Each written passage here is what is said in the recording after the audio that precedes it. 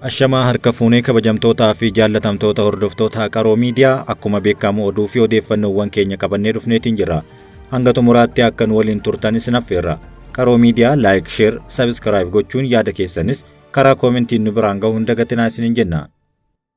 Finfinneetti dhaabbileen barnootaa leenjii teeknikaa fi ogummaa 82 sadarkaadhaa gadi jedhame.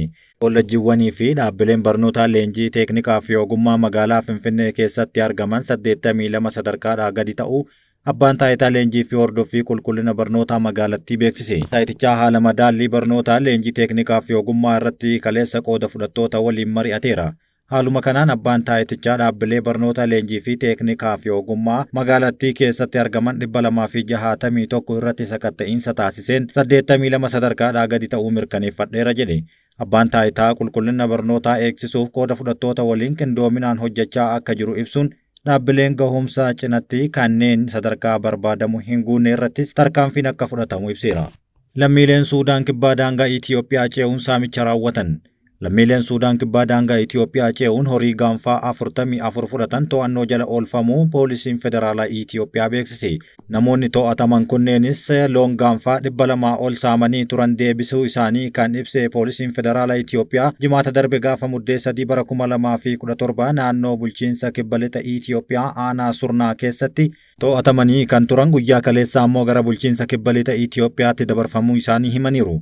Poolisiin federaalaa Itiyoophiyaatti hoogganaa miidiyaa fi koominikeeshinii kan ta'an obbo Jeelaan Abdii sagalee Ameerikaatti akka himanitti namoonni lammiilee Suudaan kibbaa ta'an kunneen aanaa Surmaa kan kibba lixa Itiyoophiyaatti argamtu irraa gara daangaa Itiyoophiyaatti seenuun himuun humni waraana Itiyoophiyaa poolisii federaalaa fi poolisiin naannichaa waliin ta'uudhaan to'annoo jala oolchuu isaanii himanii yeroo to'annoo jala oolfamanitti buufata yookiin kaampii poolisii federaalaa keessa akka tursiifamanii fi amma mana sirreessaa boongaatti dabarfamanii kennamaniiru jedhan.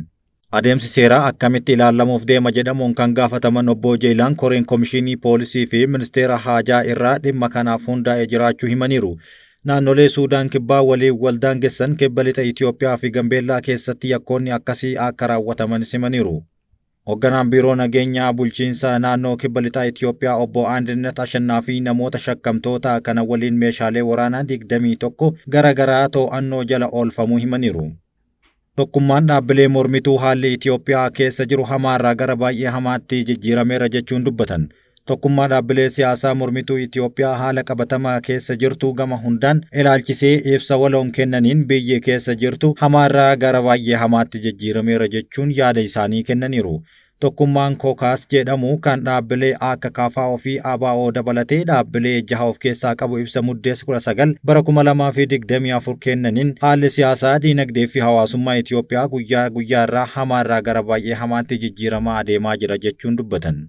Mootummaan biyya bulchaa jiru siyaasni biyyattii kan hacuucuu fi qollifatuu fi bittaa dhaaba tokko qofa akka galu gochuun dhaabbileen mormituu gahee irraa eegamu akka hin baane danqaa jiru jechuunis komii isaanii kennaniiru. Diinagdeen biyyaas silaa misoomaaf ooluu malu waraanaa fi nageenya eegsisuu irratti oolaa jira jechuun dubbatan. Qaala'insi jireenyaa humna ummataatii ol roorroo fi abdii kutannaan haala hamaa ta'een biyyaa baqachuu filannoo akka ta'u gochaa jira jechuunis ibsa isaanii keessatti dubbataniiru. Hawaasummaan hojii dhabdummaan buqqaatiin dhaabbileen hawaasummaa dadhabbiin hojjettoonnis roorroo keessa erga galanii bubbulaniiru jedhan. Dabaluunis uummanni walitti bu'iinsa kakaasaa waa'ee haqaa yeroo ce'umsaa waraanaa kaahee marii nagaaf kutannoo osoo hin qabaatin waa'ee marii biyyaalessaa haasa'aa jira jechuun qeeqa isaanii darbataniiru. Keessumaa naannolee Oromiyaa, Amaaraa, Tigraay, Somaalee, Affaar, naannolee Kibbaa fi Bahaatti waliin jireenya hawaasaa nagaa qabeessa ture jechuunis kaasanii booda yeroo ammaa naannolee kana keessatti nageenya akka hin jirre dubbatan. Mootummaan bu'aa siyaasaa yeroof wanti gochuutti jiru dhiisee fakkeessuu keessaa bahee waltajjii siyaasaa biyyattii hunda hirmaachisaa gochuun waltajjii marii amanamaa qaamolee walabaan durfamuu haala akka mijjeessu gaafataniiru. Waraana babal'ataa jiru atattamaan akka dhaabus waamicha dhiyeessaniiru.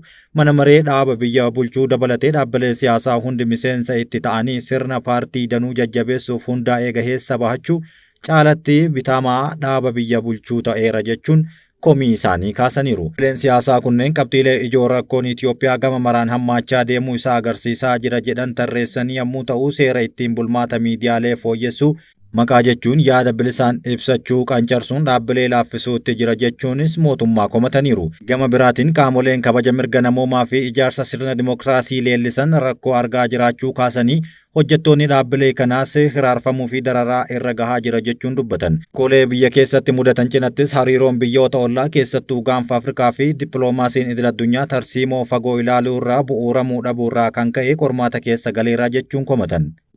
Mootummaan waraana akka meeshaa waraana ittiin bituutti fayyadamuu irraa gara gaafatama mootummaa deebi'ee biyyaa fi uummata tattamaan badii irraa oolchuun waamicha yeroon hin kennamneef jedhan waamicha waliigalaa dhaabbileen jahan waliin baasan. Dhaabbileen siyaasaa kunneen Koongirensii Federaalaa Oromoo, Adda Bilisummaa Oromoo, Paartii Dimokiraatawaa Hibir Itiyoophiyaa, Sosochii Biyyaalessaa Walaayittaa, Madirakii fi EPRPdha. Fooyya'insi dinagdee gooroo investimentii alaa guddisaa jira jedhame. Fooyya'insi dinagdee gooroo fi dinagdee nam-dhaleen investimentii alaa guddisaa jiraachuu Ministeerri Indastirii ibse. Fooyya'insi dinagdee gooroo carraalee indastiriiwwan maanufaaktcharingiif uumee rakkoolee fi furmaata irratti damee dhuunfaa fi mootummaa waliin waltajjii marii gaggeessaa jira jedhan. Waltajjicha irratti ministeerichaa obbo Malaakoo Allabal haasawaa taasisaniin fooyya'insi dinagdee gooroo hojiirra oolaa jiru faayidaalee hedduu argamsiisaa jira jechuun kaasaniiru. Kunis imaammata industirii ministeerichi hojiirra oolchaa jiruun kan wal simu ta'uu dubbatan. Faayinaansichi damee maanufaaktcharingii bu'aa qabeessaa fi tasgabbaa'aa uumuuf kan gargaaru ta'uu himanii naannawa biizinasii mijataa uumuun oomishtummaa akka dagaagsus hubachiisaniiru. Dabalataan fooyya'insicha hojiirra oolchuun oomishaalee biyya alaa irraa galan kan biyya keessaatti oomishamu cimsuun gabaa irratti gahee oomishtootaa babal'isuu ta'a jedhan. Indastiriin oomishoota fooyya'insa dinagdee gooroo booda baatiiwwan 3 darban oomishaalee biyya alaa irraa galaa turan doolaara miiliyoona 800 fi miiliyoona 16 oomishuun akka danda'ame himaniiru. Rakkoo bulchiinsa gaarii atileetiksii Itiyoophiyaa mudate qulqulleessuuf halkanii guyyaa hojjechaa jiraachuu obbo Duubee Jiloo dubbatan. Filannoo pirezidaantummaa Federeeshinii Atileetiksii Itiyoophiyaa irratti bulchiinsa magaalaa Finfinnee bakka bu'uun dorgomaa kan jiran obbo Duubee Jiloon rakkoowwan bulchiinsa Federeeshinii Atileetiksii Itiyoophiyaa mudatan furuuf halkanii guyyaa hojjechaa jiraachuu himan. Oromiyaa fi Atileetiksii Itiyoophiyaa adda baasanii ilaaluun ni ulfaata kan jedhan obbo Duubeen rakkoowwan gama filannoo atileetotaa jiran furuuf ciminaan akka hojjetan dubbataniiru. Digrii jalqabaa fi digrii lammaffaa saayinsii ispoortii kan baratan obbo Duubee Jiloon muuxannoo damee ispoortii walqabatee waan horataniif rakkoo damee atileetiksii Itiyoophiyaa jiran furuuf kan sirrii ta'uu himaniiru. Kaadhimamtoonni torba dilbata dhufu filannoo pirezidaantummaa Federeeshinii Atileetiksii Itiyoophiyaaf kan wal dorgoman ta'u. Qondaaltonni raayyaa ittisaa Itiyoophiyaa fi Naayijeeriyaa dhimmoota waloon hojjechuuf isaan dandeessisu irratti Naayijeeriyaatti mari'achaa jiru. Jilli Yuunivarsiitii Raayyaa Ittisa Biyyaa Birgaadeer Jeneraal Kabbadaa Raggaasaan durfamu waajjira muummee Rippaabilika Federaalaa Naayijeriyaatti argamuun dhimmoota waloo raayyaa ittisaa irratti mari'ataniiru. Mariin kun dhimmoota waloo ogummaa waraanaa raayyaa ittisa biyyaa Itiyoophiyaa fi Naayijeriyaa gama barnootaa fi leenjii guddisuuf hojiirra ooluu danda'an irratti xiyyeeffateedha jedhame. Odeeffannoon raayyaa ittisa biyyaa irraa argame akka mul'isutti daawwannaan jila raayyaa ittisaa kun raayyaan ittisaa biyyoota lameenii barnoota, leenjii, muuxannoo fi dhimmoota kanaan wal qabatan irratti gara fuulduraatti waliin hojjechuuf kan dandeessisu ta'uu dubbataniiru. Hojiin warshaalee sibiilaa oomishaalee alaa galan biyya keessaan bakka buusuu irratti hojjechaa jiran abdachiisaadha jedhame.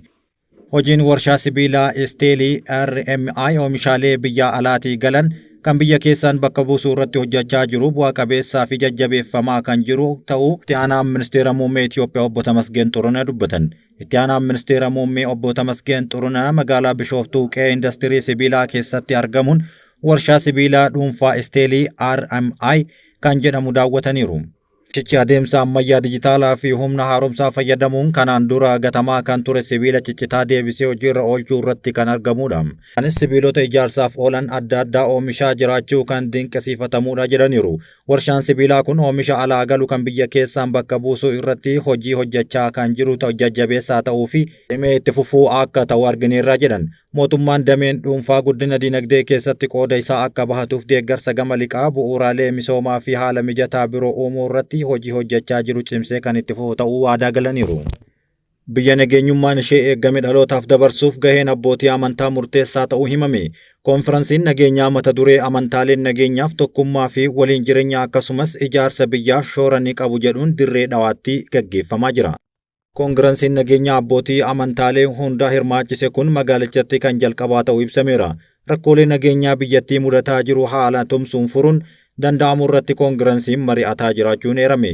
Biyyi nageenyummaan ishee eegame dhalootaaf dabarsuuf gahee abbootii amantaa murteessaa ta'uu baniinsa koonfiransichaa irratti himame. Koonfiransichi haala waqtaawaa biyyattiis ni gamaggama jedhame. Abbootii amantaalee garaa garaa irraa walitti babba'an hooggantoonni mootummaa federaalaa fi bulchiinsa magaalichaa koonfiransicha irratti hirmaachaa jiraachuun eerame. Kabajamtootaa fi jaallatamtoota hordoftoota Qaroo Miidiyaa, oduun keenya akkumatti fufetti jira. Gara oduu biyya alaattis hin dabarsina. Human Rights Watch Israa'el gocha duguggaa sanyii raawwatte jechuun himate. Jaarmiyaan mirga namoomaaf falmu Human Rights Watch Israa'el Gaazatti namoonni nagahaa tajaajila bishaan dhugaatii gahaa akka hin arganne ittise jechuun gochi kun duguggaa sanyiiti jechuun himate. Israa'el itti yaaddee bu'uuraalee misoomaa bishaanii fi qulqullina naannoo wal qabatan mancaasutti jirti jedhan. Gartuun dhimma kanarratti duula gaggeessaa jiru gochi Israa'el tarii lubbuu namootaa kumaatamaan lakkaa'amanii galaafateera jedhan. Gareen kun Israa'el yakka farra namoomaatiin walgitu raawwatte jechuunis himateera. Israa'el gama isheetiin himannaan jaarmiyaan mirga namoomaa Human Rights Watch irratti dhiyeesse olola jechuun haalteerti. Dubbi himaan ministeera dhimma alaa Israa'el toora X gubbatti maqaa balleessii cimaa tamsaasaa jiru dhugaa kanarraa fagaate jechuun dubbatan. Waraanni Raashaa magaalaa ijoo Pokrovsk marsaa jira jedhame. Magaalaan Pokrovsk wiirtuu loojistiksii ijoo waraana Yukureen kan taatedha. Yukureen Raashaa ofirraa duubatti dhiibuuf loltoota dirree waraanaa biroo irraa bobbaasaa akka jirtu simamaara. Waraanni Raashaa fi Yukureen guyyoota kumaa ol kan ture itti fufee taateewwan haaraa galmeessisaa jira. Hagayya darbe Yukureen tarkaanfii humnoota Raashaa gama bahaatiin tarkaanfachaa jiran dhaabuuf yaaluun haleellaa haaraa gama Kursik irratti banuun kan yaadatamudha. Yukureen karaa Kursik Raashaa irratti haleellaa jalqabdee tarkaanfii Raashaan Pokrovsk qabachuuf gootu duubatti deebisuuf kan yaalidha.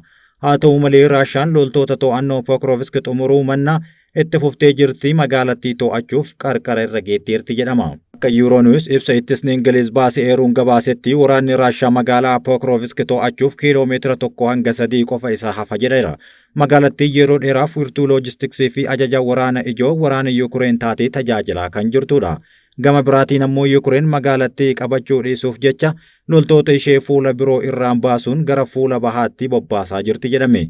Magaalaa Pokrovsk magaalaa namoonni gara miiliyoona 1 keessa jiraatan Dimitroo irraa kiiloomeetira 20 qofa fagaattee kan argamtudha.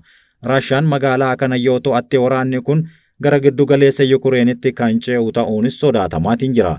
Raashaan naannoo Dooneski guutumaa guututti to'achuuf fedhii akka qabdu kan himamu yommuu ta'u, yeroo ammaa ammoo naannoo kana irraa 60% to'attee harkaa qabaachuun himama. Mariin dhukaasa dhaabuu cimus Israa'el Gaazaa haleeluu garuu itti fufteerti jedhame. Jaarsummaa Ameerikaa fi Arabaatiin waraana ji'oota 14f Israa'elii fi Hamaas gidduutti adeemaa ture xumuruuf yaaliin taasifamaa jiraachuu maddeen marii kanaaf dhiyoo ta'an himaniiru.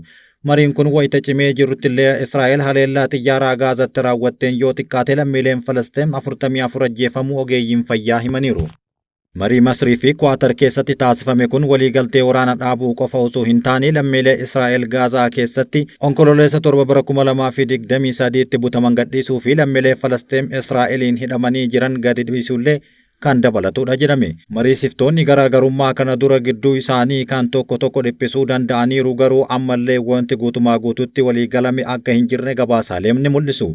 Ogeeyyiin fayyaa Gaazaa akka himanitti haleellaa xiyyaaraa Israa'el bakka adda addaatti raawwatteen halkan tokkotti yoo xiqqaate lammiileen Falastiin 13 kan ajjeefaman yommuu ta'u kunis manneen magaalaa Gaazaa keessa jiran 2 fi naannawa kaampii godaantotaatti kan raawwatame ta'uu himaniiru. Ogeeyyiin fayyaa akka jedhanitti haleellaan kun naannoo kaampii baqattootaa qarqara galaanaa magaalaa Gaazaatti argamutti namoota 9 kan ajjeese yommuu ta'u, dabalataan naannawa mana jireenyaa kaaba Beet Lihaatti namoota 4 ajjeeseera jedhan. Lammiileen Israa'el himannaa kana ilaalchisee yaada kamiyyuu hin kennine. Hibrata darbe haleellaa qilleensaa wal fakkaataan kanneen baqatanii da'oo mana jireenyaa baha Gaazaa naannoo Tufaa keessa jiraatan irratti raawwatameen yoo xiqqaate lammiileen Falastiin 15 ajjeefaman yommuu ta'u, walumaa galatti torban kana keessa lakkoofsi namoota Israa'eliin ajjeefamanii 44 gahuun dubbatame. Waraanni Israa'el hidhattoota Hamaas ajajaa fi to'annoo jala socho'an naannolee duraan akka mana barumsaa Al-Karaamaa fi Shabahaa Tufaatti itti fayyadamaa turan rukutuu itti fufteerti. Jiraattonni magaalaa Jabaliyaa kaaba Gaazaa akka jedhanitti waraanni kun onkololeessa irraa eegalee bobbaafame. Humnoonni kunneen halkan tokkotti manneen jireenyaa hedduu barbadeessuu itti fufaniiru jedhan.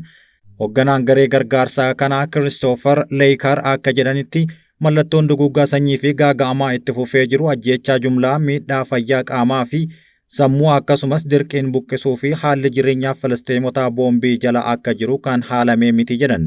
Lammiileen Filisxeem mana isaanii fi siree hospitaalaa irrattis ajjeefamaa jiranii namoonni buqqaanii fi ugguramanillee yoo xiqqaate wantoota bu'uuraa akka argatan nyaata, bishaan, qorichaa fi saamunaallee akka argatan kan danda'amu miti jechuun dubbataniiru. Kabajamtootaa fi jaallatamtoota hordoftoota Qaroo Miidiyaa oduun ammaaf qabanne kan hangammaatti dhageeffattan ture waan waliin turtaniif galatooma.